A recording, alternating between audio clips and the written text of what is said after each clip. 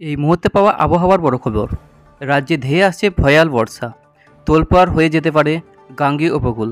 দক্ষিণবঙ্গের সতর্কতা জারি করলো আবহাওয়া দপ্তর। কোথায় কোথায় সতর্কতা জারি করলো, কী জানাচ্ছে আলিপুর আবহাওয়া দপ্তর, বিস্তারিত জানতে বন্ধুরা ভিডিওটি সম্পূর্ণ দেখবেন এবং ভালো লাগলে একটা লাইক এবং সাবস্ক্রাইব করে পাশে থাকা বেল আইকনটি প্রেস করবেন এমনই লেটেস্ট ভিডিও সবার আগে পাওয়ার জন্য। তো উত্তরবঙ্গের আকাশে ইতিমধ্যেই জমেছে কালো মেঘের ছায়া।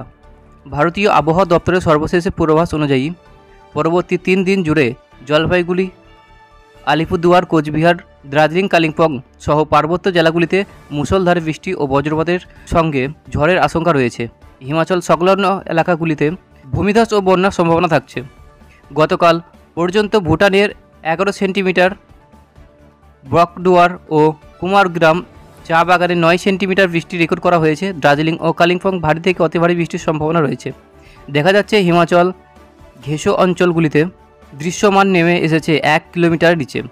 তিস্তা তোস্তা জল ঢাকা নদীতে জলস্তর দ্রুত বাড়ছে, যার ফলে ফ্ল্যাশ ফ্লাড বা আকস্মিক বন্যার সম্ভাবনা দেখা গিয়েছে। অন্যদিকে কলকাতা ও পার্শ্ববর্তী অঞ্চলের আকাশ আংশিক মেঘলা, সকাল থেকে কোথাও কোথাও হালকা বৃষ্টি এবং বজ্রবিদ্যুৎ সহ ঝড়ো হওয়া দেখা যেতে পারে। তবে আবহাওয়া দপ্তর জানিয়েছে শহরের টানা বৃষ্টি বা বড় কোনো ঝড়ের আশঙ্কা নেই। এই দিন কলকাতার সর্বোচ্চ তাপমাত্রা ছিল 36 ডিগ্রি সেলসিয়াস এবং সর্বনিম্ন 29 ডিগ্রি সেলসিয়াস। সকাল 8টা 30 মিনিটে বাতাসের আর্দ্রতা ছিল 92%, যা শহরবাসীর জন্য প্রবল স্বস্তির কারণ হয়ে উঠেছে। আবহাওয়া দপ্তরের তরফ থেকে উত্তরবঙ্গের সতর্কতা জানানো হয়েছে। পার্বত্য ও নিম্ন অঞ্চলে কাঁচা ঘর ধসে পড়া, ফসলের ক্ষতি, শহরের জল নেমে যাওয়া এবং ভূমিধসের মতো সমস্যা দেখা যেতে পারে।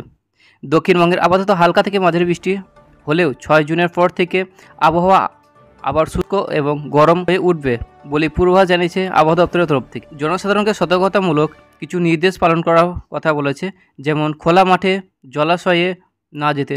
উত্তরবঙ্গের দিকে প্রাকৃতিক রোদ ক্রমে প্রবল হচ্ছে, দক্ষিণবঙ্গে ছড়িয়ে পড়ছে অস্থিরতা। এমন পরিস্থিতিতে প্রত্যেক নাগরিককে আবহাওয়া দপ্তরের নির্দেশ মেনে চলার বিশেষ অনুরোধ করা হয়েছে।